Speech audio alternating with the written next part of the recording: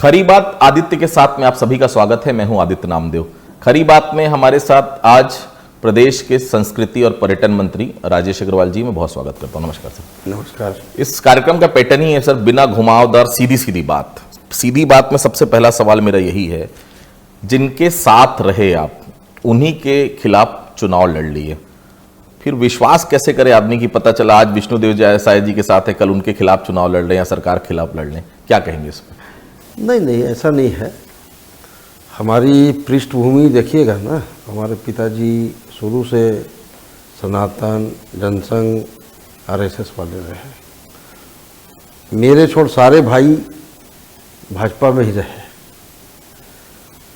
और मन से मैं भी भाजपा वाला ही था, लेकिन सिंहदेव साहब से व्यक्तिगत संबंध थे, इस वजह से उनके साथ रहता था।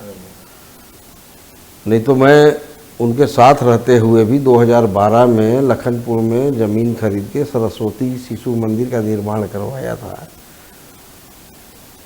वो अपने आप में उदाहरण है कि मैं मतलब दिल से भाजपाई था।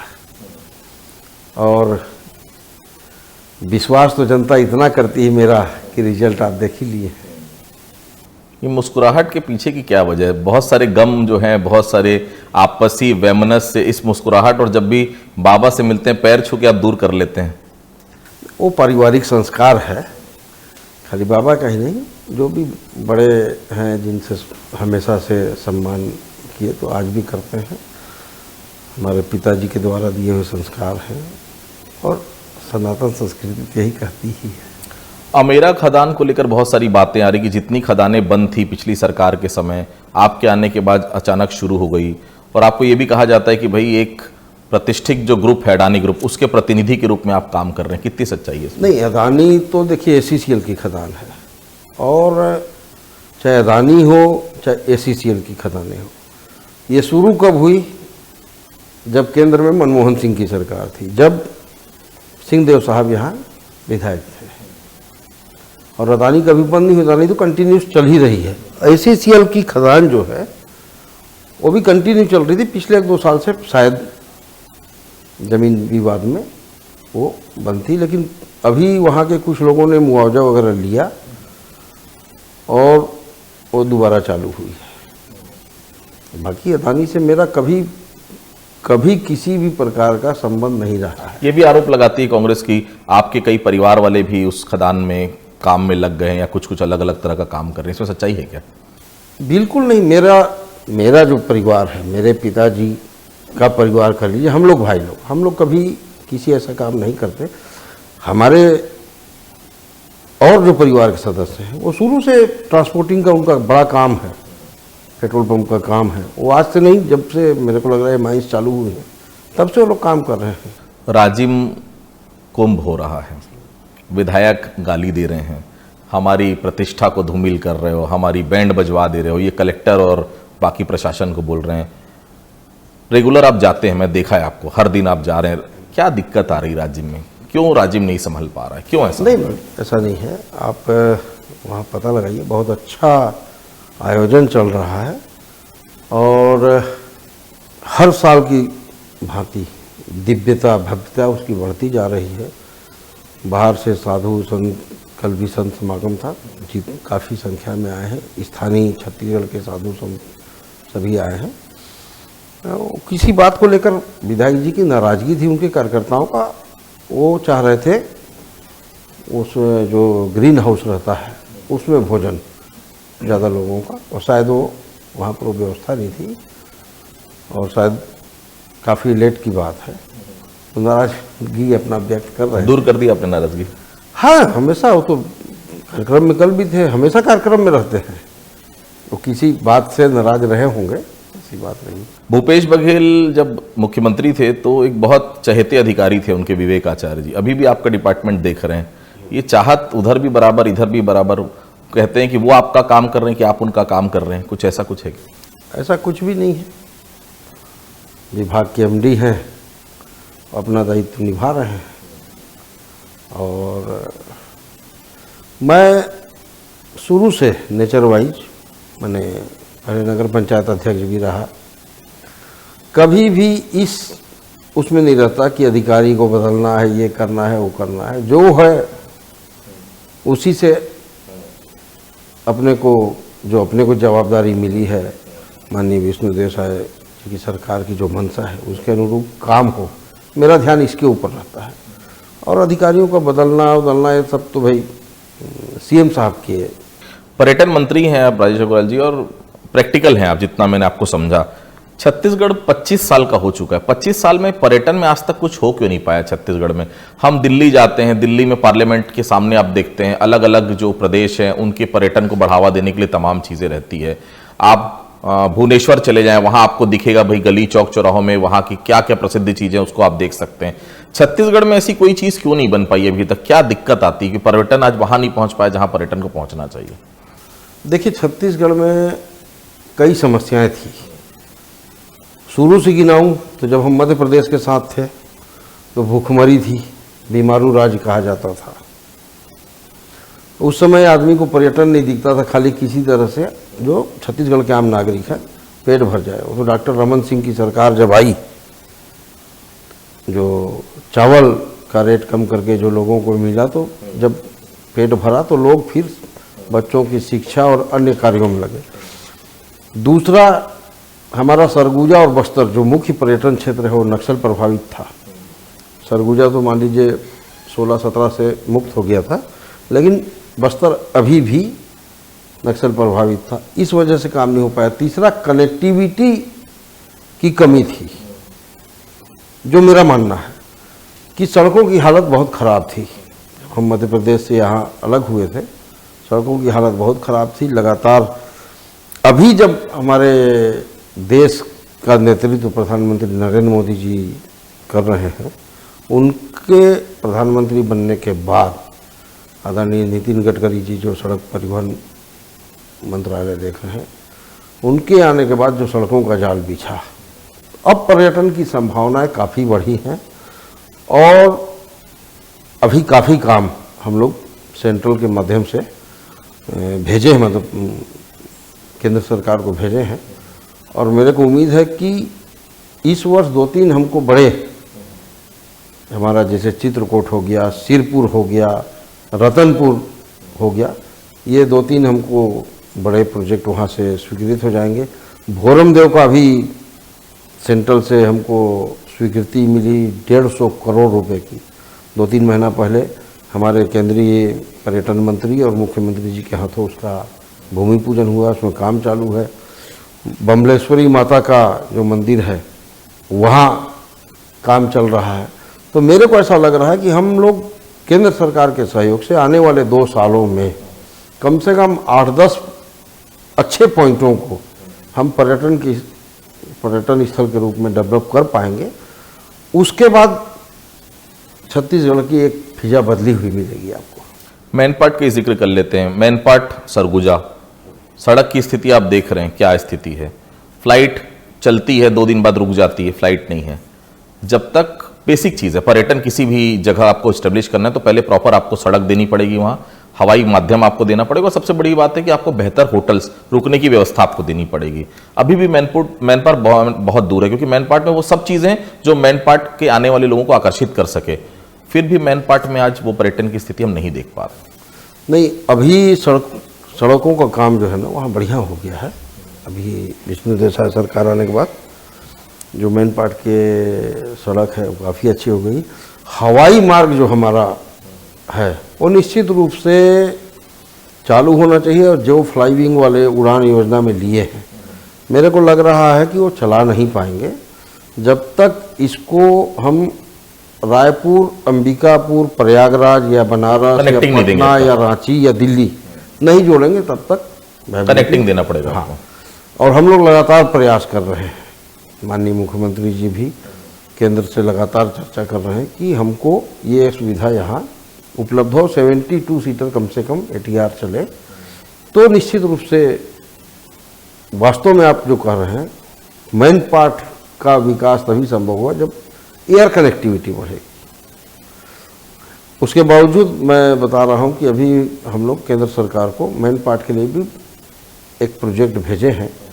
मेरा तो पर्सनल वहाँ इंटरेस्ट है कि एक वाटर क्या बोलते हैं उसको, वाटर एडवेंचर वाला और एडवेंचर, दो वाटर स्पोर्ट और एडवेंचर स्पोर्ट, दो बड़े काम हम वहाँ करें, ताकि जो पर्यटक वहाँ भी आते हैं वापस चले जाते हैं, वो कम से कम वहाँ स्टे करेंगे तो हमारे स्थानीय नागरिकों को, जो पर्यटन का मूल उद्देश्य है कि वहाँ के स्थानीय नागरिकों को भी रोजगार का उपलब्ध होगा, तो वही प्रयास हम लोग कर रहे हैं कि ये 2-3 चीज़ें वहाँ डेवलप करके ऐसा कर दें कि लोग वहाँ जाएं, एक रात रुकें और दूसरे दिन घूम फिर के आएँ।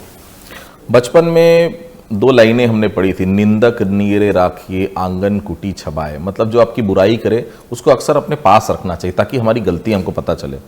एक टोप्पो लड़की है आपके यहाँ की, वो सड़क के बारे में कुछ और बोलती है, किसी चीज़ के बारे में बोलती है, तुरंत FIR हो जाता है। आपके खिलाफ कोई बोल रहा है तो सुनने की आदत होनी चाहिए, हर चीज़ में FIR। मैंने आपको देखा राजिम में, कुछ पत्रकारों ने आपसे भी बात करने को, आपने बहुत मुस्कुरा के जवाब दिया, आपने रिवर्ट नहीं किया कभी। ऐसे मामलों में FIR होना, वो सड़क की स्थिति बता रही थी, बहुत ज़्यादा कुछ नहीं बताया उसने, ठीक है, रामविचार नेताम के बारे में उन्होंने कुछ बोला, बट छोटी छोटी चीज़ों में FIR, छोटी छोटी चीज़ों में सब, ये क्या सही मानते हैं? देखिए, सड़क के बारे में सबसे ज़्यादा आरोप उन्होंने मेरे ऊपर लगाया था। वाकई में सड़क की स्थिति खराब थी। मैं उनके आरोप के बाद दूसरे चैनल में स्वीकार किया हूँ, लेकिन उसकी भाषा गलत थी। आरोप सड़क के बारे में बहुत लोग बोल रहे थे, लेकिन आप जिनका नाम ले रहे हैं वैसे 1-2 लोग ही हैं जिनकी भाषा वाकई में बहुत गलत होती है। सब विरोध का तरीका ठीक नहीं था। हाँ, बाकी मैं तो खूब सुना, मैं लोगों को हाथ जोड़ता था कि भाई पानी रुकने के 1 महीने के बाद काम शुरू होगा और अगले 6 महीने के अंदर पूरे शहर की सड़क चकाचक हो जाएगी। और आपको बड़े खुशी की बात बता रहा हूं कि माननीय विष्णुदेव साय जी हमारे मुख्यमंत्री और उप मुख्यमंत्री अरुण साव जी, जो नगरीय प्रशासन और PWD दोनों का चार्ज उनके पास है, भरपूर राशि हमको सड़क के लिए वहाँ के लिए दिए हैं। होम स्टे पॉलिसी की चर्चा अक्सर मुख्यमंत्री जी करते हैं। होम स्टे पॉलिसी आपने ले आई, आदमी रुके कहाँ जाए, और सबसे बड़ी बात है कि इतना महंगा क्यों है छत्तीसगढ़ में टूरिज्म? क्या आपको लगता है कि केवल अपर क्लास ही जो है वो घूमने जाता है? मेरे ख्याल से हम लोग जितना समझते हैं मिडिल क्लास ज़्यादा शनिवार रविवार की छुट्टियों का उपयोग करता है, उसके बजट में क्यों चीज़ें नहीं होती? आप होम स्टे पॉलिसी को एक्चुअल में समझ नहीं पा रहे। होम स्टे पॉलिसी क्या है? जैसे मेन पार्ट में कोई वहाँ का स्थानीय निवासी है, चाहे वो ट्राइबल हो, अपने घर में एक रूम वो पर्यटक के लिए बनाएगा, पर्यटक को सस्ते में वहाँ मिलेगा, वहीं वो खाना खिलाएगा। माने वो एक मिडिल क्लास या लोअर मिडिल क्लास के हिसाब से वो पॉलिसी है कहिए तो। उसको अपने घर में वो एक रूम बनाने के लिए हमारी सरकार 1 लाख रुपये उसको सहायता देगी। मेरे अंदाज से 1 लाख रुपये में वो घर, उसका रूम बन जाएगा। 2 फायदा होगा, एक तो जो आप बोल रहे हैं मिडिल क्लास या उनसे नीचे वालों को सस्ते में वो उपलब्ध होगा, भोजन भी वहीं उपलब्ध होगा, गाइड के रूप में भी वो काम करेंगे, और हमारे स्थानीय निवासी को रोजगार उपलब्ध होगा। तो ये पॉलिसी बहुत अच्छी है, और चूंकि पिछले साल ही चालू हुई है, बहुत ज़्यादा भी नहीं हो पाया है, लेकिन अगले साल आप देखिएगा कि बहुत बृहद रूप लेगी, और इसका लाभ सबसे ज़्यादा अगर मिलेगा तो मिडिल क्लास और लोअर मिडिल क्लास, और जो इस पॉलिसी को बनाएंगे, माने जो इस पॉलिसी के तहत अपने मकान में एक रूम बनाएंगे, उनको लाभ मिलेगा। पर्यटन का दफ्तर कहाँ है आपको पता है सर? रायपुर में पर्यटन विभाग का दफ्तर, उद्योग विभाग के। दूसरी चीज़ आपको मैं इसलिए ये एग्जांपल ले रहा हूँ कि गढ़कलेवा के सामने में गुजरात टूरिज्म को बहुत अच्छा दफ्तर मिला है। ऐसा नहीं होता, छत्तीसगढ़ का भी टूरिज्म का दफ्तर फ्रंट पे होना चाहिए, लोग आने जाएं वहाँ, कम से कम लोगों को पता चले कहाँ पर हम क्या चीज़, गली में कहीं पर है, कहीं कहीं पहले छत्तीसगढ़ होटल के पास था, ऐसा नहीं लगता कि कोई मेन जगह पर होना चाहिए ताकि उससे लोगों को दिखे भी और प्रमोशन भी हो पर्यटन? नहीं, बिल्कुल आपका कहना जायज़ है, और मैं इस ओर पिछले 2 महीने से लगा हुआ हूँ। अभी उद्योग भवन में है, हम पर्यटन का अपना दफ्तर बनाएंगे। उसके लिए भी अभी तो इतने सारे मंत्रियों के बंगले खाली, कोई भी कब्जा कर लीजिए। नहीं, मैं गंभीरता से इसको विचार कर रहे हैं हम लोग कि कोई जगह देखें ताकि अपना स्वयं का वो चीज़ होना चाहिए। छत्तीसगढ़ की किस चीज़ को आप दिखाना चाहते हैं? अगर भारत के परिदृश्य बात करूं, कोई चंडीगढ़ का बंदा आना चाह रहा है यहाँ पर, कोई भारत के बाहर का बंदा आना चाह रहा है, तो छत्तीसगढ़ में किन चीज़ों को आप दिखाना चाहते हैं? क्योंकि भुवनेश्वर जब हम जाते हैं तो पत्थर की कलाकृति आपको पूरे शहर में दिखती है, गुजरात में आप जाते हैं तो वहाँ टूरिज्म को प्रमोट करने के लिए चौक चौराहों में अलग अलग तरह की चीज़ें आपको दिखाई जाती है। छत्तीसगढ़ में किस चीज़ का प्रमोशन ऐसा लगता है होना चाहिए, किस चीज़ को दिखाना चाहते हैं आप बाहर के लोगों को? मेरे अंदाज से यहाँ सबसे अधिक जो पर्यटकों को आकर्षित कर सकते हैं, एक तो हमारे जितने भी शक्तिपीठ हैं, धार्मिक पर्यटक कह लीजिए, वो बहुत अच्छे दिखाने लायक है। दूसरा हमारा सिरपुर जो है वो ऐतिहासिक, अभी मैं वहाँ गया था, वहाँ मार्केट बना हुआ है, कभी आप जाइएगा देखिएगा, उस जमाने का, मतलब आज से हजारों साल पुराना मार्केट, वो आज भी उसके अवशेष वहाँ पर हैं। मतलब वो बताता है कि छत्तीसगढ़ किसी टाइम में बहुत समृद्धशाली था। हमारा मल्हार है, चंपारण है, और जैसा नियाग्रा कहते हैं अपना चित्रकूट, तो इन सब को हम बहुत जल्दी 1-2 साल के अंदर ऐसा डेवलप करके, केंद्र सरकार से हमको काफ़ी सहयोग मिल रहा है ये सारी चीज़ों के। और इसके साथ साथ हमारे मुख्यमंत्री जी की मंशा है मेडिकल टूरिज्म हम छत्तीसगढ़ को बनाएं, विदेशों से लोग यहाँ इलाज करवाने आए, ऐसी व्यवस्था पर काम किया जा रहा है। अभी बॉम्बे हॉस्पिटल के साथ भी MOU किया गया है, और तमाम दूसरे हॉस्पिटल्स भी यहाँ इंटरेस्ट ले रहे हैं, जिनको हमारी सरकार जो है रियायती दर पर ज़मीन देके, या जो भी उद्योग नीति और स्वास्थ्य की नीति में यहाँ उनको प्रमोट करेंगे। और निश्चित रूप से मान के चलिएगा कि आने वाले 2-4-5 साल लगेंगे। मेडिकल ये हॉस्पिटल वगैरह बनाने में टाइम लगता है। सबसे ज़्यादा अगर टूरिस्ट आएंगे तो मेडिकल टूरिस्ट आएंगे। देखिए, छत्तीसगढ़ सर अपने जंगलों के नाम से जाना जाता है, बहुत सुंदर जंगल है, चाहे बस्तर के जंगल हो गए, चाहे सरगुजा का जंगल हो गया। लेकिन एक जो बात वहाँ के लोग कर रहे हैं, चाहे बस्तर के लिए कर रहे हो चाहे सरगुजा के लिए, कि माइनिंग क्षेत्र लगातार बढ़ रहा है, माइंस वाले आएंगे। सरगुजा के लिए तो अडानी का नाम आता है, बस्तर के लिए भी नाम आ रहा है कि कोई ना कोई बड़ा इंडस्ट्रिस्ट आएगा और बस्तर के जंगल बर्बाद हो जाएंगे। मैन पार्ट के लोग भी विरोध कर रहे हैं कि मैन पार्ट में जो जो चीज़ें हैं वो ब्लास्टिंग के कारण या खनन के कारण वो चीज़ें धीरे धीरे खत्म होते जाएंगी। क्या कुछ कहना चाहेंगे, क्योंकि विधायक भी हैं आप वहाँ के? देखिए,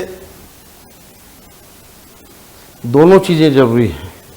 हमको विरासत को भी बचाना है और विकास भी करना है। मैन पार्ट की बात कहूँ तो मेरे को लग रहा है पिछले 30-40 सालों से वहाँ से बॉक्साइट निकाला जाता है। कोई बहुत ज़्यादा ब्लास्टिंग का वहाँ मैटर नहीं रहता है। बॉक्साइट निकलने के बाद मेरे को 5 फीट 7 फीट 10 फीट जो भी निकलता होगा, उसके बाद की ज़मीन खेती के काम नहीं आती है, ऐसा मेरे को लगता है। तो बॉक्साइट निकालने से कोई बहुत ज़्यादा नुकसान की स्थिति दिख नहीं रही है। ACCL की खदानें हैं जिसमें बहुत ज़्यादा पेड़ों की कटाई नहीं होती है, वहाँ आम जन को थोड़ी ज़मीन देने में या शिफ्ट होने में थोड़ी दिक्कत रहती है। ये जो हमारा केते परसा जो राजस्थान विद्युत बोर्ड को दिया गया है, इसमें ज़रूर बहुत ज़्यादा संख्या में पेड़ों की कटाई हो रही, जो हम सभी के लिए चिंताजनक है। हालांकि काटने वाली कंपनी का कहना कि हम 10 गुना पेड़ लगाते जा रहे हैं। मैं बीच पर टूकूंगा सर, एक बहुत फेमस अधिकारी थे छत्तीसगढ़ के, मैं नाम नहीं लूंगा यहाँ पर, उनका साफ तौर पर एक कहना था कि जो अधिकारी या जो सरकार बोलती कि हम जंगल बसा सकते हैं वो झूठ बोलती है। आप पेड़ लगा सकते हैं, जंगल किसी आदमी की ताकत नहीं कि वो जंगल बना, क्योंकि जंगल बनाने में 400, 500, 700 साल लगते हैं जब वो जंगल बनता है। पेड़ लगाने से कभी जंगल नहीं बन सकते हैं। मैं उसी लाइन में आगे आने वाला था कि लगा जरूर रहे हैं, लेकिन हमारे सैकड़ों साल पुराने वृक्ष कट रहे हैं। उसमें मैंने चींटियों का भी निवास होगा, चिड़ियों का भी निवास होगा, सभी तरह के। फिर उसके जो फल हैं, जो हमारे आम जनों के आजीविका के भी साधन हैं, तो कहीं ना कहीं नुकसान तो हमको बहुत हो रहा है। लेकिन चूंकि पुराने समय का MOU है, हमको उसके बारे में बहुत ज़्यादा नहीं पता कि भाई किस आधार पर। कुछ श्योरिटी देंगे वहां के लोगों को कि आप खड़े हैं भाई, कुछ गलत होगा तो मैं हूं वहां के लिए? बिल्कुल, देखिए मैं तो बराबर वहाँ गया नागरिकों के बीच में, आज तक अदानी नहीं गया हूँ लेकिन नागरिकों के बीच में हमेशा गया कि भाई मैं इसको रोक नहीं सकता, ये मेरे अधिकार में, लेकिन आपके अधिकार को मैं जरूर दिलवा सकता हूँ। और जो मुआवजा की राशि थी, आप विश्वास नहीं करेंगे, 20 लाख रुपए एकड़ गांव वालों की मांग थी, मैं 23 लाख रुपए करवाया अभी कलेक्टर साहब से बैठ के पिछले साल। लेकिन उसके बाद पेड़ कटाई का तो तकलीफ है। एक थोड़ा सा जरूरी सवाल ये था सर, धर्मेंद्र प्रधान जी का भी इलाका है आसपास, इधर अगर मैं बात करूं तो वहां भी माइनिंग होती है, ओपन कास्ट माइनिंग भी होती है और अंडरग्राउंड माइनिंग भी होती है। अंडरग्राउंड माइनिंग से उतना नुकसान सतह पर नहीं दिखता, क्या वो ऑप्शन पे नहीं जा सकते सरगुजा में? नहीं, मैं ये परसा कहते के लिए चर्चा किया था, लेकिन उसको बताया कि अंडरग्राउंड जो माइनिंग होती है उसकी कितनी गहराई के बाद कोयला होना चाहिए और कितना गहराई तक होना चाहिए, वो उस लेवल में नहीं आ रहा है। नहीं तो हम ACCL को भी अंडरग्राउंड करना चाह रहे थे, जो मेरे ही विधानसभा में 2 माइंस फंस गई हैं, एक में पेड़ नहीं कटाई हो रही, गांव वालों को शिफ्ट किया जा रहा है। उसके लिए भी मैं ACCL के अधिकारियों से बात किया था कि भाई इसको अंडरग्राउंड कर दो। तो उनका कहना था कि जो अंडरग्राउंड के लिए जो हमको एक स्पेसिफिकेशन चाहिए वो नहीं, सेम कंडीशन यहाँ के लिए बता रहे हैं कि वो स्पेसिफिकेशन नहीं मिल पा रहा है, इसलिए ओपन कास्ट हो रहा है। दबाव बनाने की जरूरत है, अगर प्रेशराइज किया जाए तो करना, क्योंकि हर चीज के हल निकल सकते हैं। पहले हम देखते थे कि पेड़ हम जमीन से काट देते थे, अब तो पेड़ उठा के अब दूसरी जगह भी लगा सकते हैं। बहुत सारी ऐसी टेक्निक्स आ गई है, क्योंकि फिर वही बात सर, जंगल एक दिन में नहीं बनते, सालों नहीं सैकड़ों साल लग जाएंगे। कोई बीच का ऑप्शन होना चाहिए, कुछ तैयारी होना चाहिए इस बारे में। बिल्कुल होना चाहिए, हम लोग तो लगातार प्रयास कर रहे हैं कि कम से कम कटाई हो, इतना कम काट के काम चल सके, लेकिन अनवरत चल रहा है, कोई ये नहीं है बीच में, ऐसा नहीं है कि वो सरकार थी तो रोक दी थी, माने वो चल रहा है, पीड़ा है मेरे को इसी। अंबिकापुर में राजेश अग्रवाल जी की उतनी नहीं चलती, ऐसी खबर आती, जिला कार्यकारिणी अलग चलती है, जिला में भी बड़े बड़े नेता हैं जो अपनी तरह से चलाना चाहते हैं। राजेश अग्रवाल जी अब विधायक बन गए, दूसरी जगह से आए लेकिन विधायक के बाद मंत्री भी बन गए, सामंजस्य नहीं बैठ पा रहा, ऐसा क्यों बोलते हैं लोग? ऐसा नहीं है, ऐसा नहीं है, सभी पार्टी के पदाधिकारी कार्यकर्ता सभी से अच्छा तालमेल है, लगातार आपस में हम लोग मिलते जुलते रहते हैं, किसी प्रकार का वो नहीं है।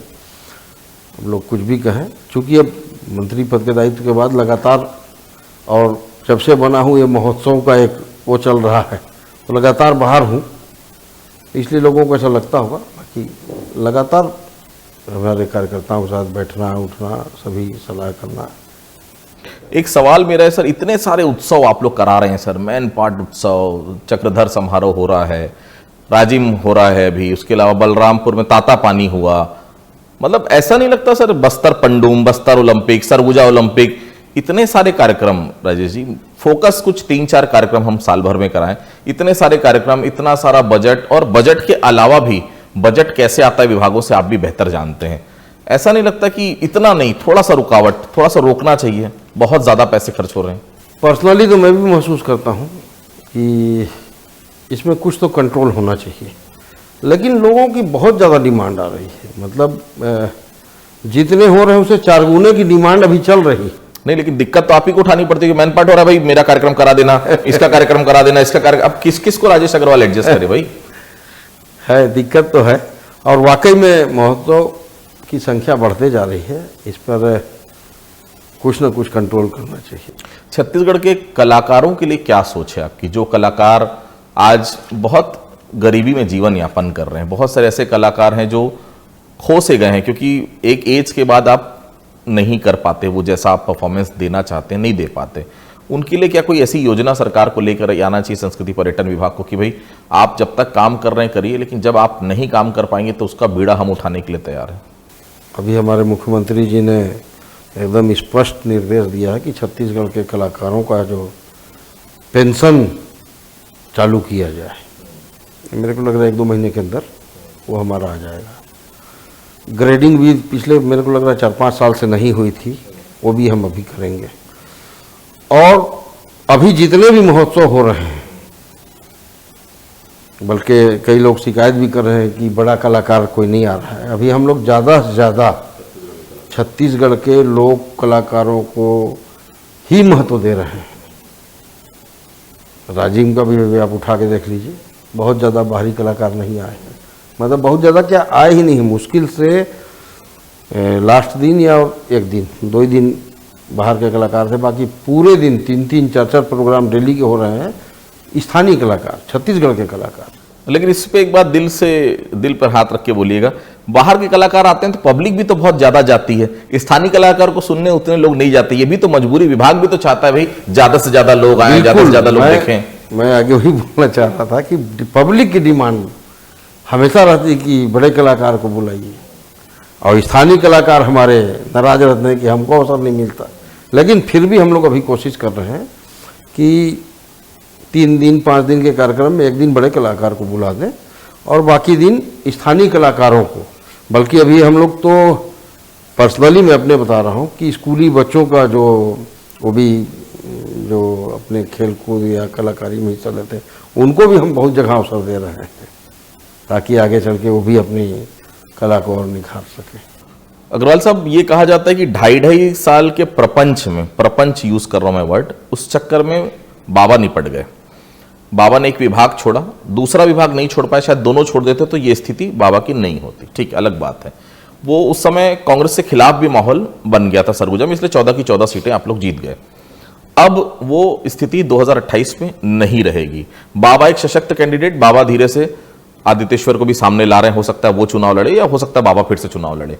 कितना बड़ा चैलेंज है अंबिकापुर में, चूंकि अब अंबिकापुर का 2023 वाला अंबिकापुर और 2028 के अंबिकापुर में बहुत जमीन आसमान का अंतर होगा। देखिए, वैसे तो भविष्य बताएगा, लेकिन ईमानदारी से कहूं तो 2023 के बजाय 28 का चुनाव भारतीय जनता पार्टी के लिए और अच्छा रहेगा और आसान रहेगा। जिस हिसाब से विकास के काम चल रहे हैं, आम जनता वहाँ कह रही कि पिछले 10 सालों में निगम में वहाँ कांग्रेस की सरकार थी, या और तमाम जो विकास के कार्य जितने अभी हो रहे हैं उतने कभी नहीं हुए थे सर, आम जनता भी कह रही है। बहुत सारे मंत्री, बहुत सारे डिपार्टमेंट को शिकायत करते हैं हमारा पैसा सैंक्शन होना रहता है, वित्त रोक देता है। आपके यहाँ भी रोकता है क्या? नहीं, बता दीजिए कोई रोका बड़ा? नहीं। देखिए, वित्त की अपनी एक सीमाएं हैं। मैं तो चूंकि व्यापारी वर्ग चाहता हूँ, बहुत सी चीज़ों को समझता भी हूँ, डिस्कस भी होती है हम लोग की, माननीय वित्त मंत्री जी से भी, वित्त सेक्रेटरी से भी हमेशा डिस्कस होती है। उनकी मंशा रोकने की नहीं रहती, लेकिन कहीं ना कहीं एक लिमिटेशन तो है, उसके आधार पर चलना पड़ता है।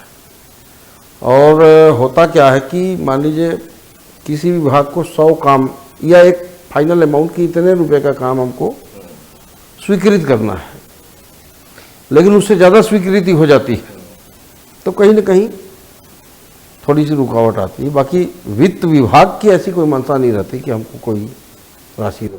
आपके सरगुजा के मंत्री हैं, लक्ष्मी राजवाड़े जी हैं, श्याम बिहारी जी हैं, इनको राजनीतिक पारी में पूरा 50 ओवर खेलने का मौका मिला, 5 साल में मिलेगा आगे जो बचा हुआ है। आपके पास 2020 का समय है, इसलिए समय कम है, कम समय में ज्यादा काम है, क्योंकि ये विभाग वैसा है पर्यटन और संस्कृति की काम कम, नाराजगी लोगों की ज्यादा।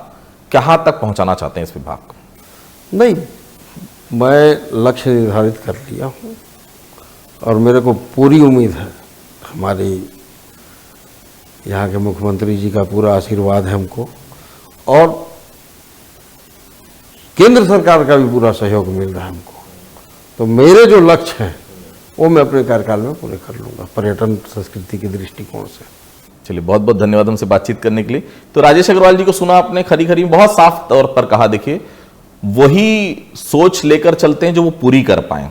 बहुत साफ एक बात भी कही कि अंबिकापुर में सड़कों की स्थिति निश्चित तौर पर खराब थी, अब स्थिति में सुधार हो रहा है और आने वाले समय में बहुत कुछ पर्यटन के क्षेत्र में बहुत कुछ परिवर्तन आप पूरे सरगुजा में देखें। खास तौर से देखिए, एक बहुत अच्छी बात कही कि वो कॉरिडोर टाइप का, जैसे जितने भी शक्तिपीठ हैं क्योंकि लोगों की आस्था निश्चित तौर पर भगवान पे सबसे ज्यादा रहती है। उन शक्तिपीठों को अगर पर्यटन के तौर पर और विकसित किया जाएगा तो शायद छत्तीसगढ़, भारत नहीं अंतर्राष्ट्रीय पटल पर भी छत्तीसगढ़ की भूमिका बहुत अलग तरह से नजर आएगी। खरी बात आदित्य के साथ में इतना ही। अगली बार फिर किसी शख्सियत से आपको खरी बात कराएंगे। तब तक के लिए बहुत बहुत धन्यवाद।